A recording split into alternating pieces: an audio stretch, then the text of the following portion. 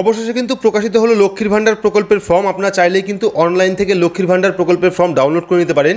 তো আজকের ভিডিওতে আপনারা স্টেপ বাই স্টেপ দেখাবো যে লক্ষ্মীর ভাণ্ডার প্রকল্পের ফর্ম আপনারা কীভাবে ফিল আপ করবেন এবং তার সাথে কী কী ডকুমেন্ট লাগবে, স্বাস্থ্যসাথী কার্ড না থাকলে হবে কি না, বা স্বাস্থ্যসাথী কার্ডে কোনো রকম ভুল থাকলে হবে কি না, স্টেপ বাই স্টেপ আমি ভিডিওতে সরলভাবে দেখাবো আপনাদের। তো অবশ্যই ভিডিওটি শুরু থেকে শেষ পর্যন্ত দেখবেন। ভিডিওটি ভালো লাগলে লাইক করবেন, চ্যানেলটিকে সাবস্ক্রাইব করে পাশে রাখা বেল আইকনটি প্রেস করে নোটিফিকেশন অল করে রাখবেন, সবার সুবিধাতে ভিডিওটি শেয়ার করবেন। তো চলুন শুরু করি। তো আমি ডেসক্রিপশন বক্সে লিঙ্ক দিয়ে রাখবো এই ফর্মের, তো সেখান থেকে কিন্তু আপনারা ডাউনলোড করতে পারবেন, অর্থাৎ লক্ষ্মীর ভাণ্ডার প্রকল্পের ফর্ম কিন্তু ডাউনলোড করতে পারবেন। তো এখানে দেখতে পাচ্ছেন গভর্নমেন্ট অফ ওয়েস্ট বেঙ্গল লক্ষ্মীর ভাণ্ডার স্কিম অ্যাপ্লিকেশন ফর্ম, ঠিক আছে।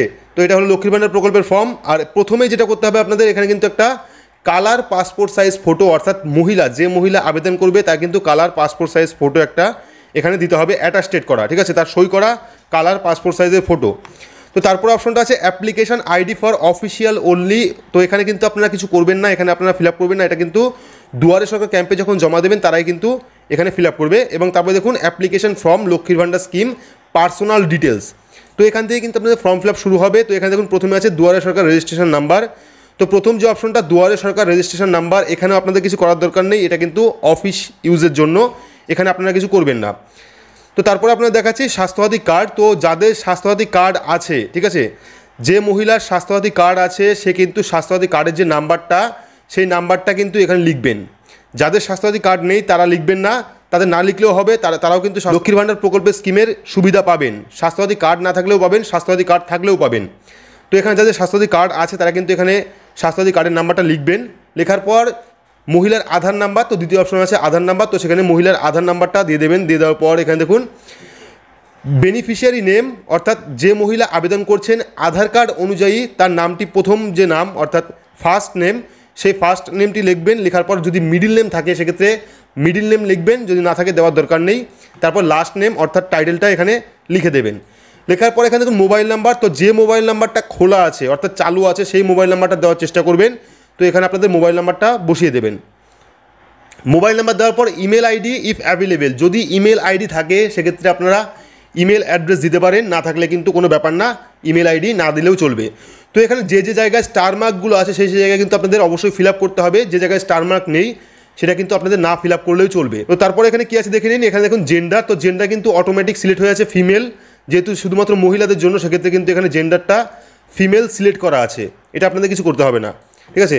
তারপর আছে ডেট অফ বার্থ, তো ডেট অফ বার্থ আপনারা আধার কার্ড অনুযায়ী দেবেন, প্রথমে তারিখ, তারপরে মাস, তারপরে বছর, ঠিক আছে। তো এটা আধার কার্ডে যে বয়সটা আছে আপনাদের সেই বয়সটা এখানে দিয়ে দেবেন। দিয়ে দেওয়ার পর তো তারপর আছে এজ অ্যান্ড 1/1/2021, অর্থাৎ 1/1/2021 অনুযায়ী আপনার বয়স কত, অর্থাৎ দুয়ারে সরকার যে অ্যাপ্লিকেশন করবেন বা দুয়ারে সরকার ক্যাম্পে যে ফর্ম জমা দেবেন সেই ডেট অনুযায়ী আপনার বছরটা কত হচ্ছে সেটা দেখে নেবেন। যদি আধার কার্ডে দেখেন 1992, সেক্ষেত্রে আপনার বয়স হবে 27 বছর। এরকমভাবে আপনারা হিসাব করবেন যে 1/1/2021 অনুযায়ী আপনার বয়সটা কত হচ্ছে, হতে পারে 45, 46, 47, 48, 50 বা 30 বা 25 বা 45, সেটা কিন্তু এখানে 45 হলে 45 লিখবেন, 30 হলে 30 লিখবেন, 40 হলে 40 লিখবেন।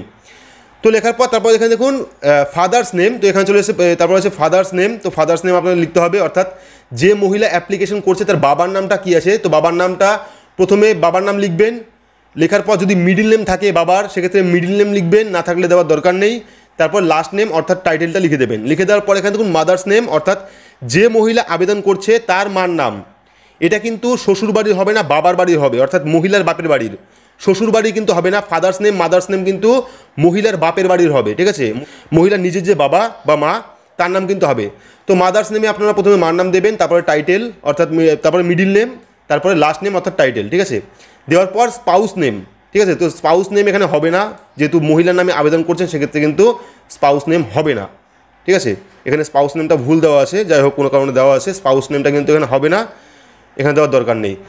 তো তারপর আছে কাস্ট, অর্থাৎ SC ST না আদার্স। তো যদি আপনারা SC হন সেক্ষেত্রে SC দেবেন, যদি আপনারা SC দেন সেক্ষেত্রে কিন্তু আপনাদের SC সার্টিফিকেট লাগবে, অর্থাৎ কাস্ট সার্টিফিকেট লাগবে। যদি আপনি ST হন সেক্ষেত্রে আপনি STতে টিক করবেন, টিক করলে কিন্তু আপনাদের ST সার্টিফিকেট লাগবে, অর্থাৎ কাস্ট সার্টিফিকেট লাগবে। যদি আপনারা আদার্স হন সেক্ষেত্রে আপনারা আদার্সে টিক করবেন, আদার্সে টিক করলে কিন্তু কোনো রকম জাতিগত শংসাপত্র অর্থাৎ কাস্ট সার্টিফিকেট দেওয়ার দরকার নেই, যেহেতু আপনারা কোনো কাস্টে পড়ছেন না। তো ধরুন যে মহিলার কাস্ট সার্টিফিকেট নেই সেই মহিলা SC ST ফ্যামিলি থেকে বিলং করে, তারা কিন্তু যদি তার কাছে এসসি এসটি সার্টিফিকেট না থাকে সেক্ষেত্রে কিন্তু তারা আদার্সে টিক করবে, ঠিক আছে। যে মহিলার কাস্ট সার্টিফিকেট নেই তারা কিন্তু আদার্সে টিক করবে। যাদের যাদের এসসি এসটি সার্টিফিকেট আছে তারা কিন্তু এসসি বা এসটিতে টিক করবেন। যদি এসসি বা এসটিতে টিক করেন সেক্ষেত্রে কিন্তু সার্টিফিকেট লাগবে। যদি আদার্সে টিক করেন সেক্ষেত্রে কিন্তু কোনো রকম কাস্ট সার্টিফিকেটের দরকার নেই।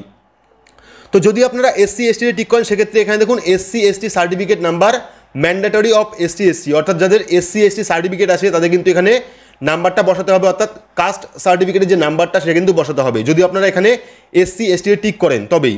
যদি আদার্সে টিক করেন সেক্ষেত্রে কিন্তু এখানে নাম্বার দেওয়ার কোনো দরকার নেই।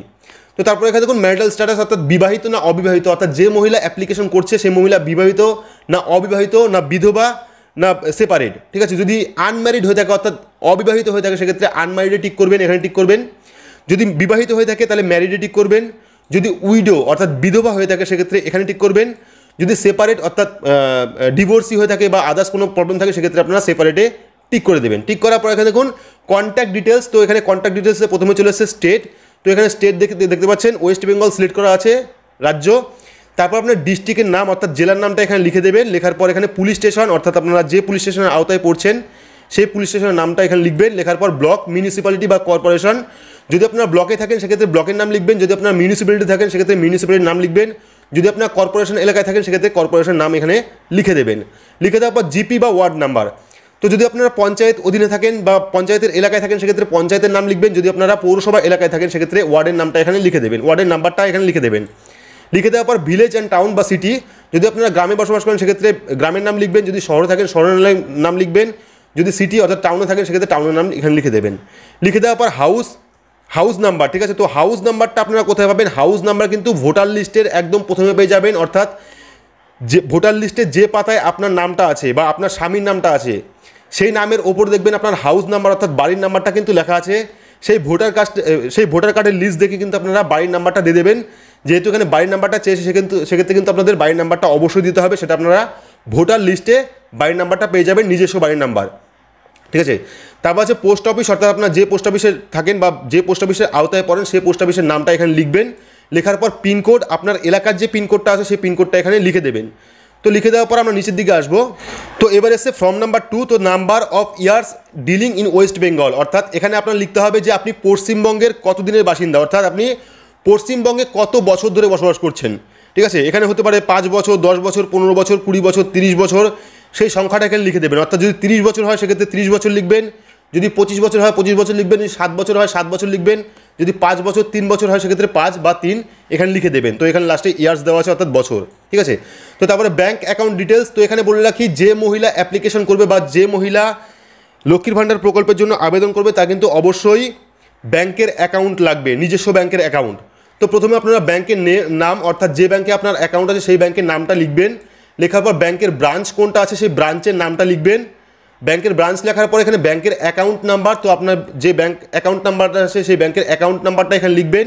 ব্যাংকের অ্যাকাউন্ট নাম্বার লেখার পর এখানে আইএফএস কোড নাম্বার, তো আইএফএস কোড নাম্বার কিন্তু আপনারা ব্যাংকের পাসবইয়ের প্রথম পাতায় বা চেকের পাতায় কিন্তু আপনারা ব্যাংকের আইএফএস কোড নাম্বারটা পেয়ে যাবেন, অর্থাৎ আপনার যে ব্যাংকে অ্যাকাউন্ট আছে সেই ব্যাংকের আইএফএস কোড নাম্বার। তো তারপরে এখানে দেখুন আইএফএস কোড নাম্বার দেওয়ার পর এখানে চলে এসেছে সেলফ অ্যাটাস্টেড কপি, অর্থাৎ কোন কোন ডকুমেন্ট লাগবে আপনার কাছে যে যে কপি আছে। তো প্রথমে এখানে দেখুন মানে যে যে ডকুমেন্ট আপনার কাছে আছে সেগুলি টিক করবেন। এখানে আপনার কাছে যে ডকুমেন্ট আছে সেগুলি টিক করবেন। এখানে তো প্রথমে দেখুন এখানে কালার পাসপোর্ট সাইজ ফটোগ্রাফ, অর্থাৎ একটা পাসপোর্ট সাইজের ফটোগ্রাফ কিন্তু লাগবে, তো এখানে আপনারা টিক করবেন। টিক করার পর এখানে দেখুন দ্বিতীয় নম্বরে কী আছে, কপি অফ স্বাস্থ্যসাথী কার্ড, অর্থাৎ যে যে মহিলার স্বাস্থ্যসাথী কার্ড আছে তারা কিন্তু এখানে টিক করবে।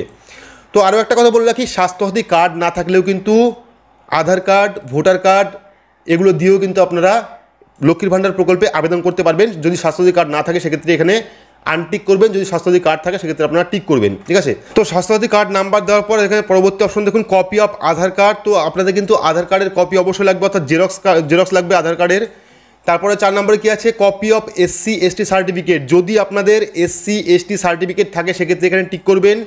যে মহিলার এসসি এসটি সার্টিফিকেট নেই তারা কিন্তু এখানে আনটিক করবেন, অর্থাৎ যদি কাস্ট সার্টিফিকেট থাকে সেক্ষেত্রে এখানে টিক করবেন। কাস্ট সার্টিফিকেট না থাকলে টিক করার কোনো দরকার নেই। আরও একটা কথা বলে রাখি, যাদের কাস্ট সার্টিফিকেট আছে তারা কিন্তু 1000 টাকা পাবে এবং যাদের কাস্ট সার্টিফিকেট নেই তারা কিন্তু 500 টাকা প্রতি মাসে পাবে, ঠিক আছে।